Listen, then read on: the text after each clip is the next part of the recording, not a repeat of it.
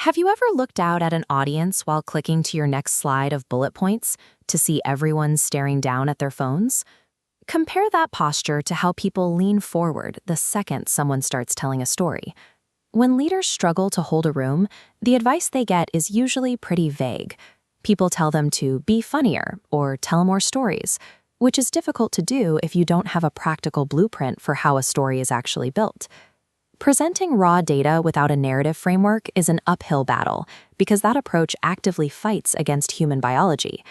To actually connect with a crowd, we have to look past our spreadsheets and understand exactly how the brain is wired to receive information. This is something the most effective communicators in history understood.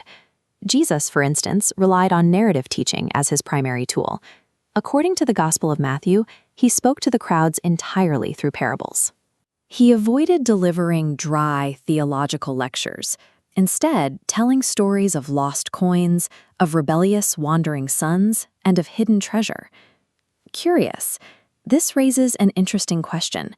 What exactly did ancient storytellers intuitively grasp about the human mind that modern professionals often ignore? It turns out the methods used in sacred texts align with what modern neuroscience reveals about our internal wiring.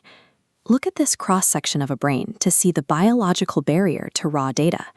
Reciting facts only lights up a small, isolated node, the language center. Introduce a narrative and the reaction changes. Through neural coupling, the listener's brain physically synchronizes to match the speaker's. This brain-to-brain synchronization is a biological reality, documented through clinical research conducted at Princeton University. During this process, the brain releases a specific chemical called oxytocin. This hormone directly lowers a listener's guard and promotes feelings of empathy and trust. This chemical response allows a story to reach past intellectual resistance and engage the listener's emotional center directly. To trigger that biological response, your narrative requires a specific framework. We call it the CCR blueprint: character, conflict, and resolution. The first pillar is character. A story needs a vulnerable, relatable subject. An executive reporting a successful fourth quarter is a status update. A leader sitting in an empty office, worried about how to tell volunteers they're cutting a youth program, is a character. The second pillar is conflict. This is the engine of the narrative. If the biblical story of David was simply a military report about a king winning a battle, it wouldn't resonate. It sticks because a young, outmatched shepherd faced a giant. Your character needs a Goliath. This engagement graph reveals how tension holds a room. The sharp spike happens squarely during conflict. That tension leads to the third pillar, resolution. Solving the problem is the plot. Resolution is the transformation, resulting in a new, elevated baseline. If you remove any of these three structural components, you are merely reciting an anecdote.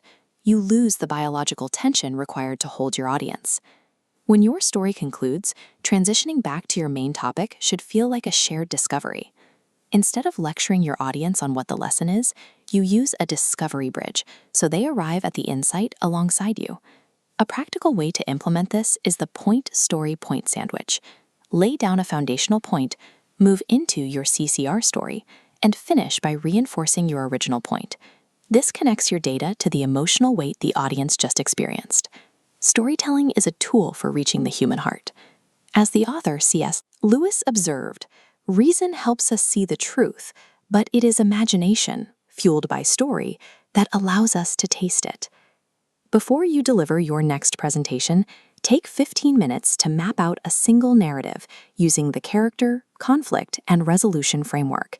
It is a reliable way to stop dumping data and start delivering messages that people actually remember and act upon.